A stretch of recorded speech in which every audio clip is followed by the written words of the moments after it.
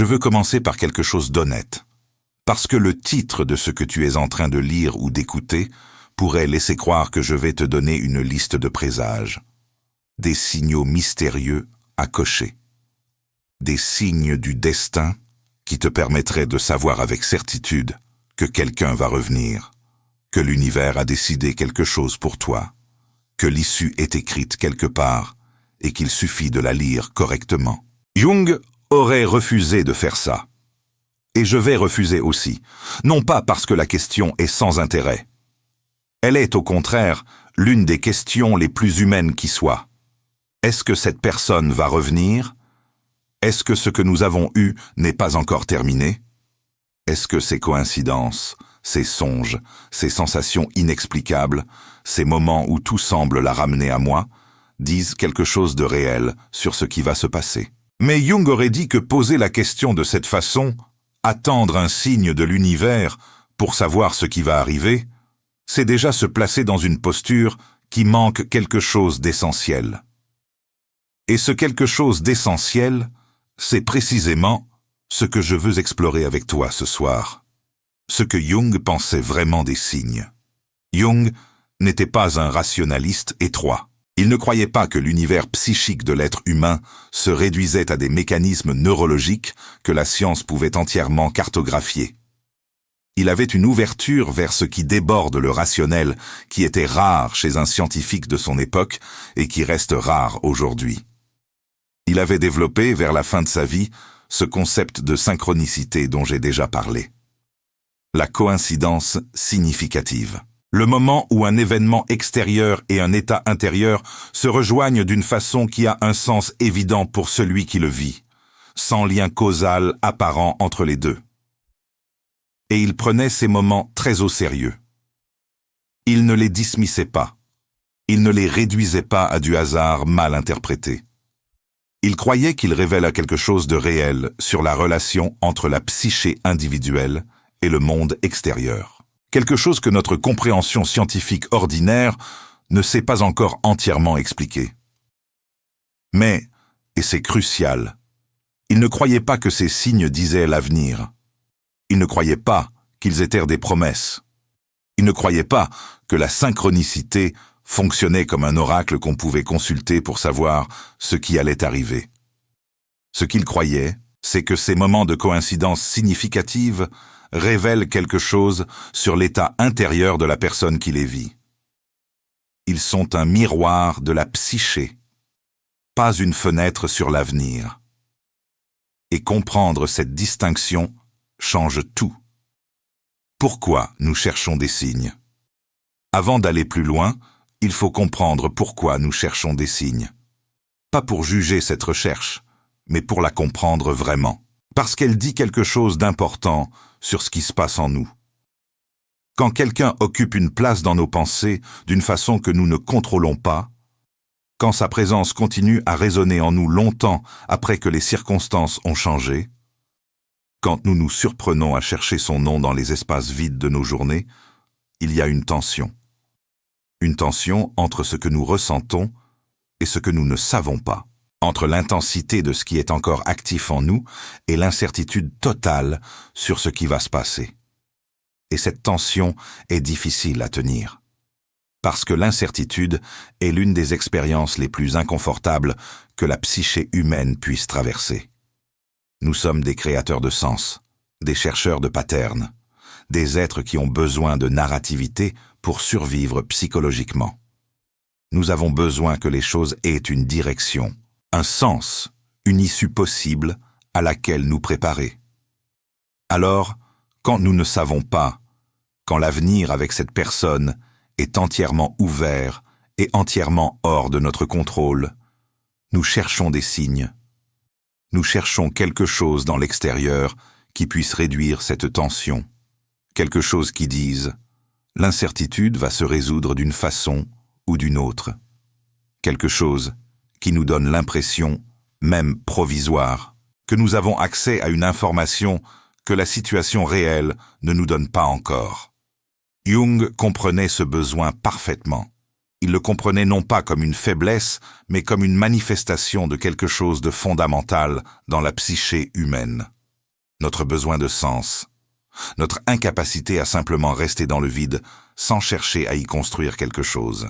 Mais il aurait aussi dit que chercher des signes dans l'extérieur pour répondre à une question intérieure, c'est regarder dans la mauvaise direction. Ce que les signes que tu vois révèlent vraiment. Voici quelque chose que Jung aurait dit avec une grande précision et qui mérite d'être vraiment entendu. Quand tu commences à voir des signes partout qui semblent te parler de cette personne, quand chaque musique semble lui appartenir, quand chaque coïncidence semble la mentionner, quand les rêves la ramènent régulièrement, quand tu tombes sur des choses qui semblent être là pour toi précisément à ce moment précis, tout cela est réel. Ce n'est pas une illusion. Ce n'est pas ton imagination qui invente. Mais ce que ces signes révèlent n'est pas ce que tu vas souvent interpréter instinctivement. Ils ne révèlent pas que cette personne va revenir. Ils révèlent que tu n'as pas encore fini de traverser ce que cette connexion a ouvert en toi. Lis ça encore une fois, parce que c'est important. Les signes ne parlent pas de ce qui va se passer. Ils parlent de là où tu en es. Ils parlent de l'état de ta psyché. Ils parlent du fait que quelque chose en toi n'est pas résolu, n'est pas intégré, n'est pas encore terminé. Et cet inachèvement intérieur crée quelque chose que Jung aurait appelé un champ d'attention. Un état dans lequel la psyché, parce qu'elle est intensément focalisée sur quelque chose, commence à percevoir dans l'environnement tout ce qui résonne avec cet objet de focalisation. Ce n'est pas de la pensée magique, c'est de la psychologie de la perception. Quand quelque chose est au centre de ton monde intérieur, tu le vois partout. Pas parce que l'univers te l'envoie spécifiquement, mais parce que ton système perceptif, calibré sur cet objet, le détecte là où il était invisible auparavant. La musique qui te rappelle à elle jouait peut-être depuis des semaines. Tu ne l'entendais pas. Maintenant tu l'entends parce que ton inconscient est à l'écoute de tout ce qui peut la toucher. La synchronicité, précisément. Mais maintenant, je dois aller plus loin. Parce que réduire tout à de la psychologie de la perception serait passer à côté de quelque chose que Jung lui-même ne réduisait pas. Il y a des moments qui débordent l'explication par le biais d'attention. Des moments où la coïncidence est suffisamment précise, suffisamment improbable, suffisamment chargée de sens pour qu'on ne puisse pas l'entièrement dissoudre dans la rationalité. Tu penses à elle intensément depuis plusieurs jours, sans raison particulière dans ta vie extérieure, et elle t'écrit. Pas pour une raison banale, à un moment qui correspond exactement à quelque chose que tu traversais intérieurement. Tu rêves d'elle avec un détail précis, et le lendemain ce détail apparaît dans ta vie éveillée d'une façon que tu n'aurais pas pu anticiper. Vous prenez tous les deux, sans vous être concertés, des décisions qui vous amènent au même endroit au même moment. Ces moments-là, Jung ne les aurait pas rationalisés. Il les aurait reçus comme ce qu'ils sont. Des points de contact entre le mouvement de la psyché et le mouvement du monde. Des moments où quelque chose qui se passe à l'intérieur et quelque chose qui se passe à l'extérieur se rencontrent d'une façon qui n'est pas entièrement réductible au hasard. Mais même dans ces moments-là, même face à la synchronicité la plus frappante, la plus impossible à dismisser, Jung aurait maintenu quelque chose d'essentiel. La synchronicité dit qu'il y a un lien actif. Elle dit que deux psychés sont en mouvement sur un terrain commun. Elle ne dit pas dans quelle direction ce mouvement va. Elle ne dit pas ce qui va se passer. Elle ne dit pas si cette personne va revenir ou non. Elle dit simplement que quelque chose n'est pas encore terminé. Ce que quelque chose n'est pas encore terminé signifie réellement. Et voilà où je dois être honnête avec toi, d'une façon que le titre de ce script pourrait avoir laissé espérer différemment. Quelque chose n'est pas encore terminé ne signifie pas nécessairement que vous allez vous retrouver.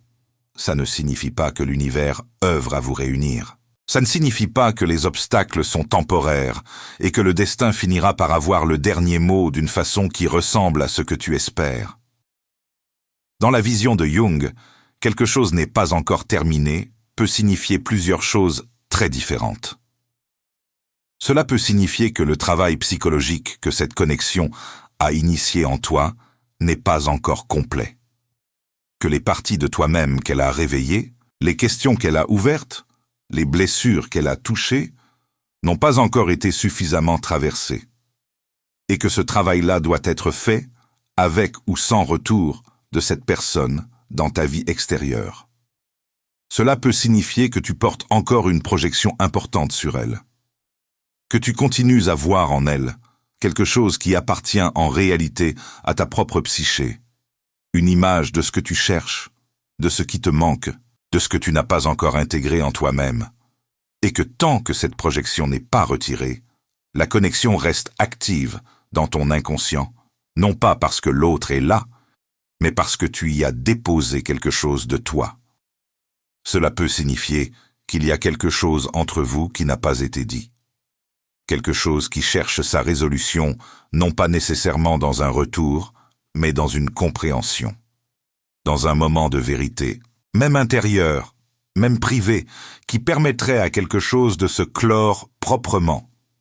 Et oui, parfois, dans certains cas, cela peut signifier que vos chemins vont se recroiser. Que ce que vous n'avez pas eu l'occasion de construire ensemble attend dans une autre configuration du temps. Mais même dans ces cas-là, le retour n'est pas automatiquement une résolution. Le retour est une nouvelle occasion. Et ce que vous en faites dépend entièrement de ce que chacun a traversé entre-temps. Les vrais signes selon Jung, ceux qui méritent attention. Si je ne vais pas te donner une liste de signes de l'univers qui prouvent que quelqu'un va revenir, il y a en revanche des signaux intérieurs que Jung aurait considérés comme significatifs, pas comme des prophéties, comme des informations sur l'état de ta propre psyché et sur ce que le processus en cours te demande. Le premier est la qualité de tes rêves qui change. Au début, après une séparation ou un éloignement, les rêves sont souvent douloureux, chargés d'une nostalgie ou d'une angoisse qui reflète directement la blessure. Mais à un certain moment, si le travail intérieur avance, les rêves commencent à changer de nature. La personne apparaît différemment. Quelque chose dans la dynamique du rêve se résout. Ou parfois la personne disparaît des rêves, non pas comme une perte, mais comme une complétion. Jung aurait vu dans ce changement de qualité un signe que quelque chose dans la psyché avance. Le deuxième est le moment où tu penses à elle sans douleur, pas sans sentiment, pas dans l'indifférence, mais sans cette contraction, cette blessure ouverte, cette sensation d'inachèvement douloureux. Quand tu peux te souvenir de ce que vous avez eu avec quelque chose qui ressemble à de la gratitude plutôt qu'à de la souffrance, quelque chose s'est intégré. Et paradoxalement, c'est souvent à ce moment-là, quand tu n'en as plus autant besoin pour te compléter, que les conditions pour une vraie rencontre ou un vrai retour deviennent possibles. Le troisième est un sentiment de liberté qui commence à coexister avec le sentiment. Pas la liberté de l'oubli, pas la liberté du détachement forcé, mais une liberté plus subtile. La sensation que ta vie est entière même avec cette question non résolue. Que tu peux avancer, créer, t'investir dans d'autres choses et d'autres personnes, tout en portant ce lien d'une façon qui ne te paralyse plus. Ces signaux-là, Jung les aurait reconnus comme les vrais signes de ce que quelque chose avance. Pas dans le sens où ils prédisent ce qui va se passer extérieurement. Dans le sens où ils indiquent que toi, tu es en train de devenir quelqu'un de différent. Quelqu'un qui peut tenir cette connexion autrement. Ce que l'univers dit vraiment quand il semble envoyer des signes. Voici peut-être la chose la plus importante que je veux te dire. Quand tu vis ces moments de coïncidence significative, quand les signes semblent se multiplier, quand quelque chose dans l'environnement semble te parler de cette personne encore et encore, ne pose pas la question « est-ce qu'elle va revenir ?» Pose une question différente. Pose la question que Jung aurait posée. Qu'est-ce que ceci me dit sur moi, sur là où j'en suis, sur ce qui est encore actif en moi et qui cherche à être vu, sur ce que je dois encore traverser pour que quelque chose en moi soit différent? Parce que si l'univers communique, et Jung croyait d'une façon ou d'une autre qu'il communique, ce n'est pas pour te rassurer sur l'avenir. Ce n'est pas pour te promettre que ce que tu veux va arriver. C'est pour te ramener à toi-même. Pour te signaler que quelque chose en toi a besoin d'attention. pour t'inviter à un travail que les circonstances extérieures, quelles qu'elles soient, ne peuvent pas faire à ta place. Et ce travail-là, si tu le fais vraiment, a un effet remarquable. Il transforme la façon dont tu existes dans ta propre vie. Il transforme ce que tu portes de cette connexion, de la douleur qu'elle a créée, de l'espoir qu'elle continue à générer. Il ne garantit rien sur ce que l'autre va faire, mais il change entièrement ce que toi tu es capable de recevoir, de donner, de construire. Ce que tu fais de tout ça maintenant. Tu es là, avec cette personne dans ta tête ou dans ton cœur, avec ces questions qui ne se résolvent pas, avec ces signes que tu as peut-être vus ou cru voir, avec cet espoir ou cette curiosité ou cette douleur qui t'ont amené à vouloir comprendre quelque chose sur ce qui se passe. Jung t'aurait dit ceci, simplement et directement. La question de savoir si cette personne va revenir n'est pas la question la plus importante que tu puisses te poser ce soir. La question la plus importante est de savoir ce que tu vas faire de ce que cette connexion a ouvert en toi. Que cette personne revienne ou non. Que l'histoire continue ou se ferme d'une façon ou d'une autre. Parce que ce qu'elle a ouvert en toi, toi seul peux le traverser. Toi seul peux décider de le regarder en face, plutôt que de l'anesthésier dans l'attente d'un signe ou dans l'espoir d'un retour. Toi seul peux faire le travail que la psyché demande. Et si tu fais ce travail, quelque chose se produit qui est indépendant de ce que l'autre choisit. Tu deviens quelqu'un de légèrement différent. Quelqu'un de légèrement plus entier. Quelqu'un qui porte cette connexion d'une façon différente, plus libre, plus consciente, plus capable de recevoir ce qui vient vraiment plutôt que de s'accrocher à ce qui était. Et cette version de toi-là, plus entière, plus libre, plus consciente, est la seule version qui peut vraiment accueillir ce qui mérite d'être accueilli dans ta vie. Que ce soit le retour de cette personne, ou autre chose, quelque chose que tu ne peux pas encore voir depuis là où tu es maintenant, quelque chose qui n'est possible que parce que tu as traversé ce que tu es en train de traverser. Jung disait que la vie nous donne toujours ce dont nous avons besoin pour devenir ce que nous sommes censés être. Pas nécessairement ce que nous voulons, pas nécessairement ce que nous espérons, mais ce dont nous avons besoin. Et peut-être que le plus grand signe que l'univers puisse t'envoyer n'est pas un signe qui parle de cette personne. C'est le fait que tu sois là, en train de chercher à comprendre, en train de te poser des questions, en train de vouloir voir quelque chose plus clairement. Parce que cette recherche-là, ce désir de comprendre ce qui se passe vraiment, c'est déjà le début du travail. Et le travail, toujours, mène quelque part.